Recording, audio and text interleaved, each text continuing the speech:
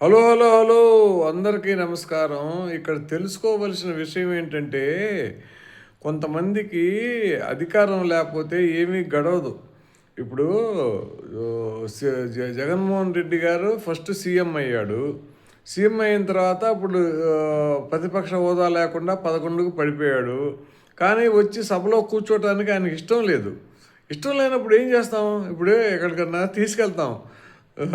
తీసుకెళ్తే ఇష్టం లేని పని చేస్తారా?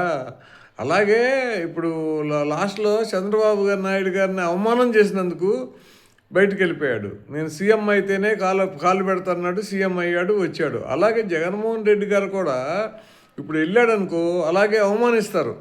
అవమానించినప్పుడు ఆయన ఒక శపథం పట్టి వెళ్ళిపోతే వేరే ఉంటది. ముందే ఎళ్ళకుండా ఎందుకంటే 5 సంవత్సరాల్లో ఆయన చేసిన అవ ఎంత ఎంత అవమానించాడో జనాల్ని. తిట్టిచ్చాడు. అందరితో ప్రతిపక్ష నేతల్ని తిట్టిచ్చాడు. వాళ్ళ కుటుంబ సభ్యులను తిట్టించాడు. అలాగ అవుద్దని భయపడిపోతున్నాడు ఆయన ఇప్పుడు అంతే. ఇప్పుడు మళ్ళా లోపల సహనం లేదు. ఇప్పుడు చంద్రబాబు నాయుడు గారు 14 సంవత్సరాలు ఉన్నారు. అంతకుముందు ముఖ్యమంత్రిగా ఇప్పుడు మళ్ళీ అయ్యాడు. కానీ ప్రతిపక్షంలో కూడా వెళ్ళేవాడు. ఇప్పుడు వాళ్ళు ఏమన్నా రాజశేఖర రెడ్డి గారు ఉన్నప్పుడు ఆయన ఏం చేసినా ఈయన వెళ్ళేవాడు. సభకి వెళ్ళేవాళ్ళు. ఎప్పుడన్నా ఒకరోజు 2 రోజులు వెళ్ళకపోతే అది వేరే సంగతి.